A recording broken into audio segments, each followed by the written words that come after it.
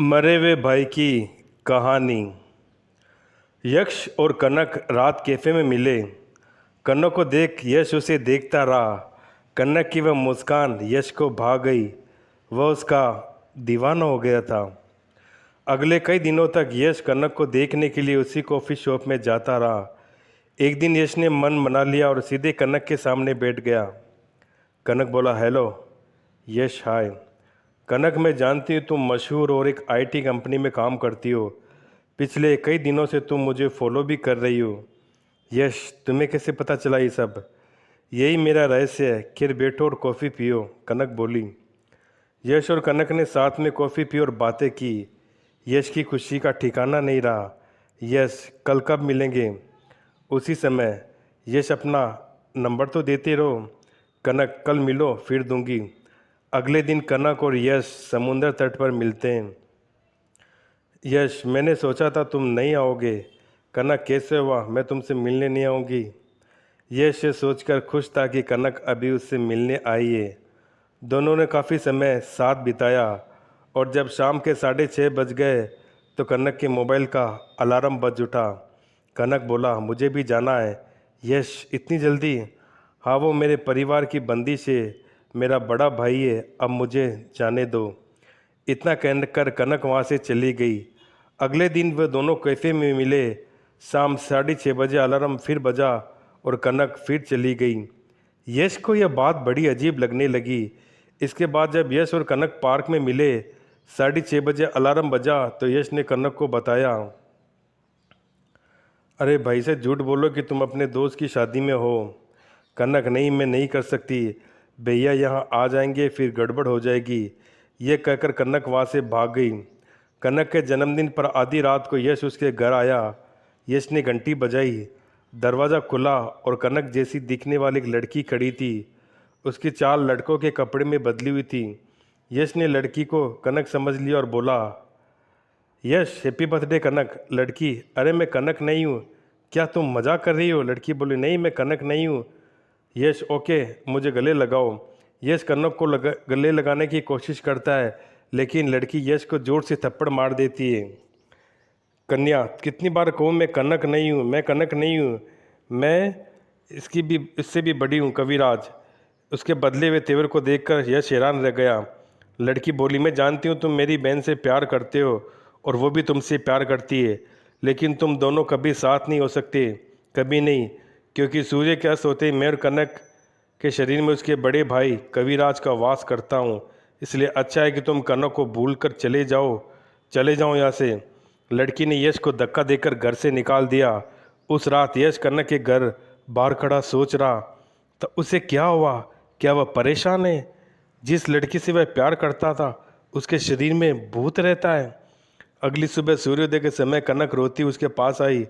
यश, ये सब क्या है? कनक, तुम घर जाओ, मैं तुम्हें सब कुछ बता दूं।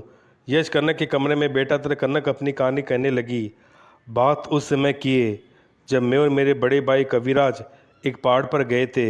हम दोनों लगभग 14-15 वर्ष के थे। वे मुझे ऊंचाई से बहुत डर लगता था। मैं घबरा गया था।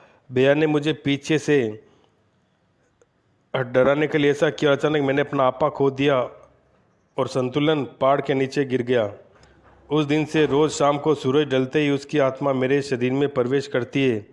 मैं दिन में लड़की की तरह, रात में लड़के की तरह रहता हूँ, लेकिन प्रयास सफल नहीं हुआ। यश, लेकिन इसका कुछ अंत तो होगा ना? कनक, अंत तो हो गया, लेकिन भैया मुझे ऐसा नहीं करने देंगे। यश, लेकिन क्या? कनक, पूर्णिमा की रात मेरे शरीर में बाई की आत्मा प्रवेश नहीं कर सकती। उस रात हमें पुराने मंदिर में जाकर बाई की आत्मा को मुक्त कराना होगा। यश, इतना मुश्किल नहीं लगता ये सब करना? कनक, प्रॉब्लम ये है कि भैया उस रात मुझे घर से बाहर नहीं निकलने देते। यश, इस बार मैं तुम्हें पुराने मंदिर में ले चलूँगा। इस दिन के बाद यश पूर्णिमा का बेसब्री से प्रतीक्षा करने लगा। यश ने एक पंडित जी से बात भी कर रखी थी। यश, क्या यह दुष्ट आत्मा कनक को मुझे लाने देगी? पंडित बोले, मुश्किल है पर नामुमकिन नहीं। ये भोलेनाथ की विभूति है। अघोरियों की तपस्या से ये साबित हो गया है कि इसके सामने बुरी शक्ति कुछ नहीं कर पाएगी। आप इसे अपने शरीर पर भी लगाए और उस कन्या के शरीर पर भी लगा लें। आखिर पूर्णिमा की रात आ ही गई। यश उसे लेने के लिए कनक के घर आया, लेकिन जैसे ही उसने कनक को छुआ, किसी अदृश्य शक्ति ने उसे दूर फेंक दिया। यश, कनक चलो मेरे साथ। कनक, भैया बस इतनी सी बात है, नहीं जाने देंगे। तुम यहाँ से चले जाओ, मुझे मेरे हाल पर छोड़ दो।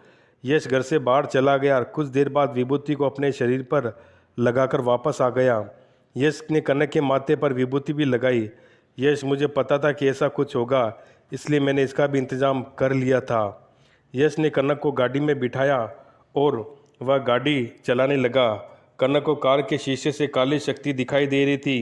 कनक, भाई हमारा पीछा कर रहा है। यश, चिंता मत करो, ये हमारा कुछ नहीं कर सकता। दोनों पुराने मंदिर में पहुँचे। पंडित जी ने दोनों को घेरा बनाकर बैठा दिया। पंडित जी मंत्र पढ़ रहे थे कि एक काली शक्ति वहाँ घूमने लगी। उस काली शक्ति ने भयंकर रूप धारण कर लिया। काली शक्ति, कनक तुम चाहती हो कि मैं मर जाऊं? कनक बोली, नहीं भाई, रोते हुए बोली। पंडित, कनक इसकी बातों पर ध्यान मत दो, ये तुम्हें गुमराह कर रहा है। पंडित मंत्र पढ़ता रहा और कविराज की आत्मा तड़पती रही और कनक रोती रही। अंत में पंडित ने कविराज की आत्मा को मुक्त कर दिया, लेकिन कनक अभी भी रो रही थी। यश ने उसकी देखभाल की। यश, तुम्हारा भाई अब वहाँ चला गया जहाँ उसे होना चाहिए था। उस दिन के बाद कविराज कभी कनक के शरीर में नहीं आया और फिर कनक और यश का विवाह हो गया। फिर वे दोनों खुशी खुशी रहने लगे।